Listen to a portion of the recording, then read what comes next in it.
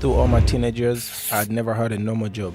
All I ever knew was buying and selling phones. I started from flipping MacBooks and then moved on to iPhones.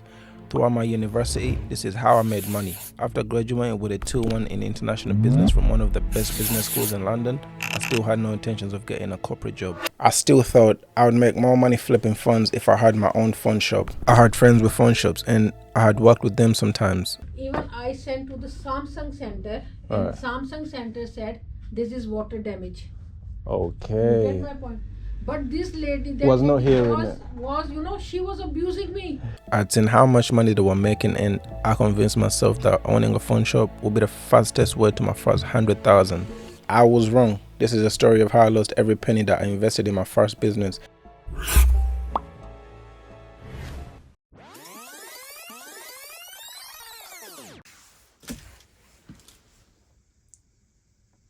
Right, so we're gonna go back to 2022. Around January, for whatever reason, I wanted to start my own phone shop. Bear in mind, I've been flipping phones for a long time, so I had money and I thought I had the knowledge to make a phone shop work, right?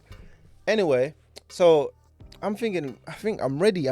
Like I kept putting it off. Anyway, my friend had a phone shop that was for sale.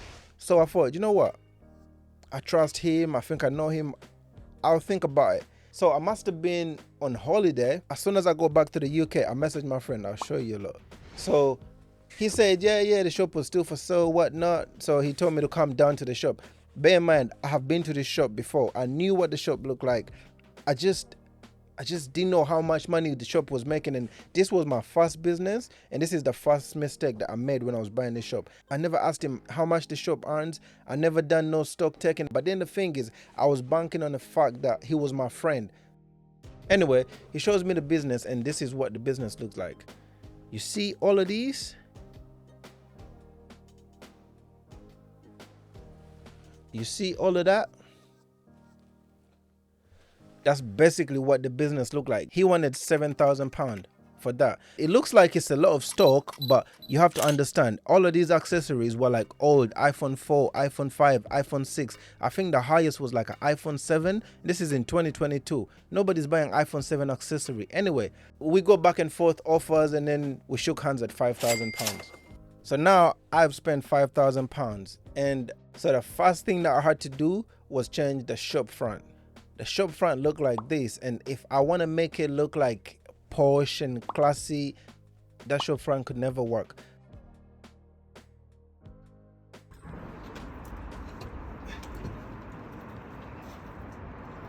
India. The whole shop front set me back 1.8k. So now they've put the shop front, and the shop looks like this.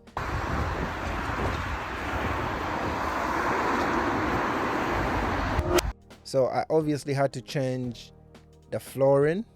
The whole floor was just dirty and it could never work. There was paint everywhere. The guy didn't care about the shop.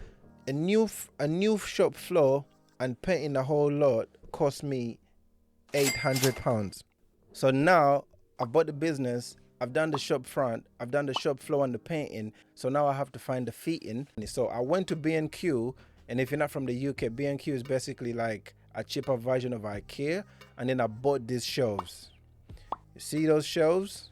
As soon as I finished putting them, because I done everything myself, and as soon as I finished putting them up, I didn't like it. So now that was money wasted, and those set me back about £150. So then I went on Facebook and I bought this.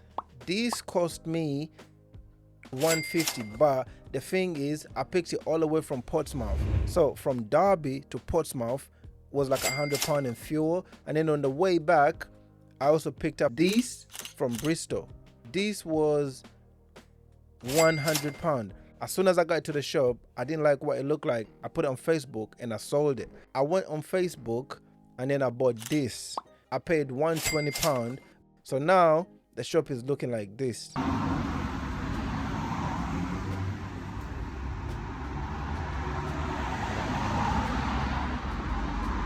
And then I went to Wolverhampton and picked that, and I paid £150 for that. And then I went to Leicester and I picked up this. So I picked up that one was £50, and then that one was £50, and then that one was £30. And obviously I had to change the sign because now we were trading under a new name and I wanted it to look nice.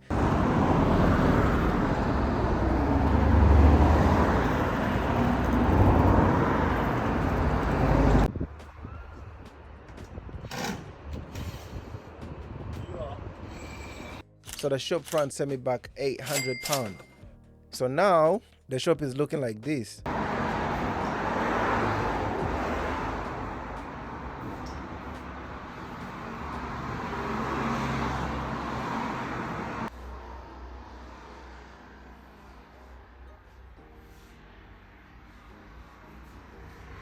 So after we spent money on fitting and kitting out the shop and whatnot, I went to AliExpress and bought a few things. I bought AirPod Pro cases, like AirPod cases, because I wanted to sell these for like £15 a pop. I spent £489. And then I bought phone cases. I spent £1,353. And then I had like small decors like LED lights and frames and whatnot. That sent me back £370, 67 pence. And then I bought screen protectors and chargers. This sent me back £95 and 61 pence. Right, so this is what the phone shop looked like so far. As you can see, it does not look like anything near a traditional phone shop, and because of this, people did not know what it was and it was not coming through the door. So I was hardly making any money, as you're gonna see when I break down how much money I made in my first month. Because of this, I decided to change the whole shop and make it look like a traditional phone shop. So I got rid of all the tables and I replaced it with slab boards, and then I went and got a shop counter, and then I went and bought some vapes, e-liquids, and a glass shelf. I put all of these, and all these changes cost me £1,000, and now the shop looks like this.